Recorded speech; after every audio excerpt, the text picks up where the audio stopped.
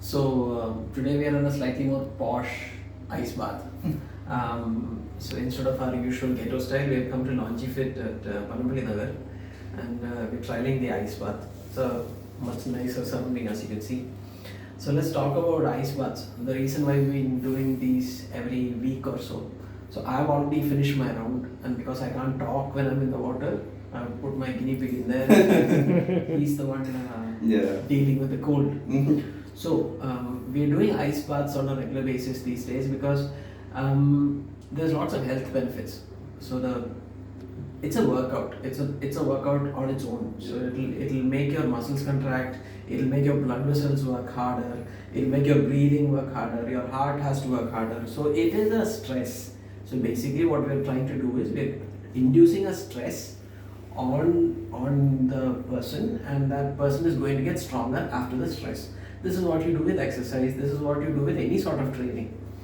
So the way this works is through cold shock proteins. So you have cold shock proteins that are generated in the body when you're exposed to extreme cold.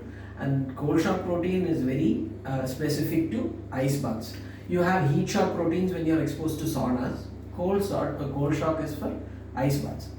Then you've got the production of brown fat. So brown fat is a lot more metabolically active than regular fat, than regular white fat.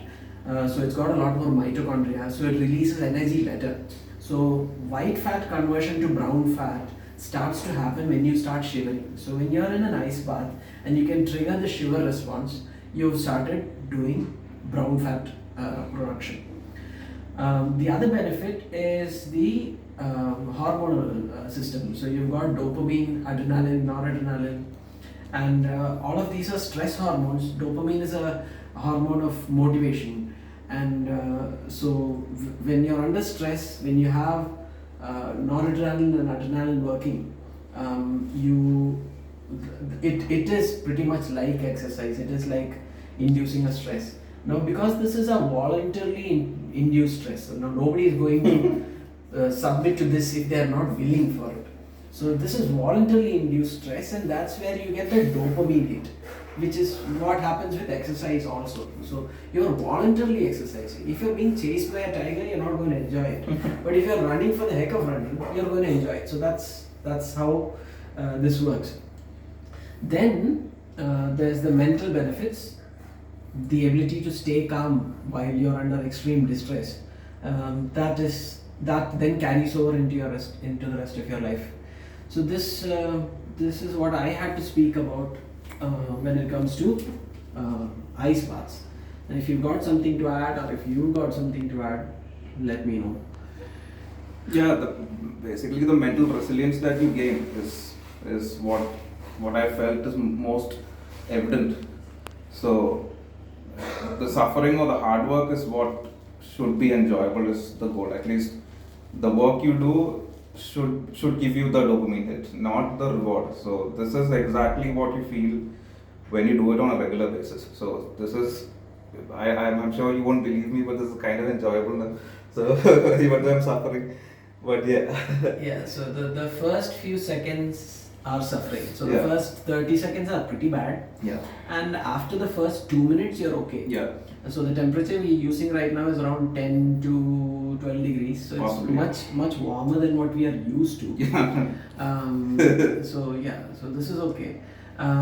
So dopamine is what helps you chase. So when you're going for a goal, dopamine is what you need. And in order for you to persist and stay on track and stay focused, you need that dopamine. And that is the biggest hit that you get from ice bath. At least that's what I've felt. Yeah. So this high dopamine stays for a few days after the higher dopamine stays for a few days after the ice bath. So that helps. So the beginning of the week. So today's a Sunday. Monday, Tuesday, Wednesday is usually the hardest part of the week. And if you have that dopamine to help you through, then it helps. The week feels better. If you dunk your hands, it feels worse, but it actually has a better effect. If you dunk your face, it gets even worse, but that gives you a headache. Some people get a headache. I had a headache that lasted 2 days. Oh, damn. Okay. So I don't dip my head anymore. but hands and feet in the water make Yeah. it tougher. It's a Yeah. lot more painful, Yeah. but it actually works better. So yeah, so that's about ice baths. It's a very impromptu video, so I'm sure we've missed stuff. If you've got Yeah. questions, ask in the comments below and I'll try and answer. Thank you.